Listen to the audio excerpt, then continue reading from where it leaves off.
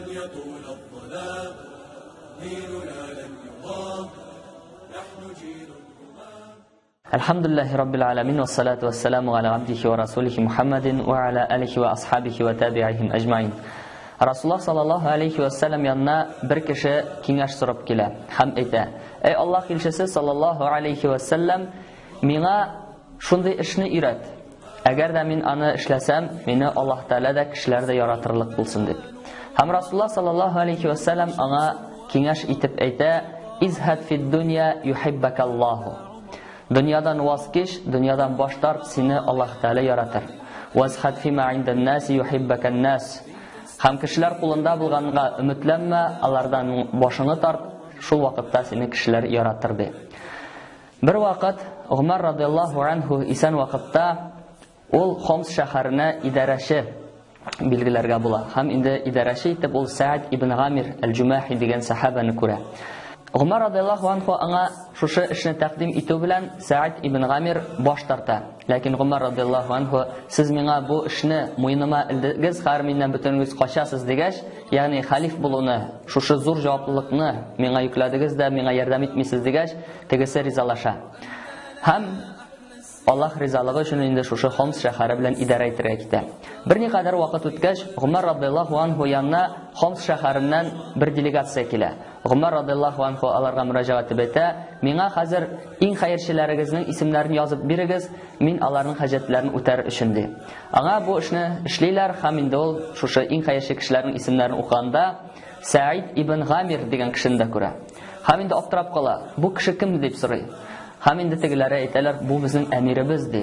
Ham Umar radhiyallohu anhu anga hamon endi o'ptirib tag'da kuchaya. Ham Umar radhiyallohu anhu ayta: "Sizning amiringiz eng xayrchigizmi?" deb.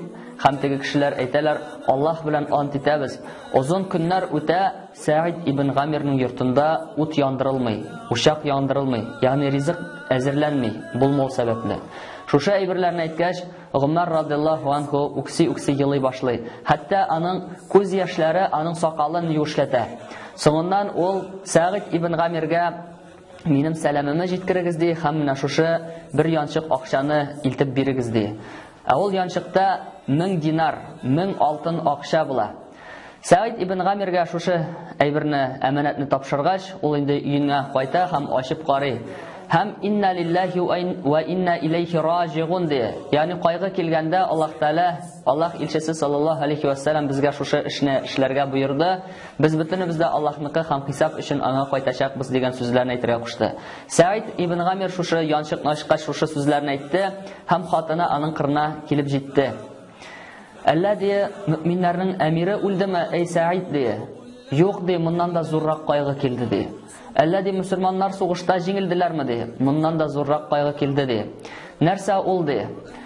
Ham Sa'id ayta xotinna: "Menga dunyo keldi, mening oxiratimni buzur uchun.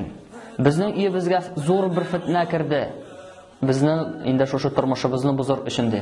Xotini endi dinarlar turida bir aybirda bilmay, ham ayta: "Sen qutul ondan" de. Ham Sa'id ayta: "Sen menga bo'lishirsingmi" de. Tegisi albatta bo'lishirman de. So'ngan Sa'id ibn G'amir shusha 1000 dinar oqshani chiqara, kichkina yonchiqlarga xotini bilan ikisi bo'lalar, ham endi boshqa faqirlarga taratib beradilar. Alloh Rabbimiz Qur'onda musulmonlarni shulay deb tasvirladi-da. Ularning hajatlari bo'lsa da, ular boshqalarning hajatlarini o'tavga zo'rroq tirishlik qo'yalar deb. Alloh Rabbimiz har barchalarimizga daniqli iymon, tavfiq, hidoyat, istiqomat bersin.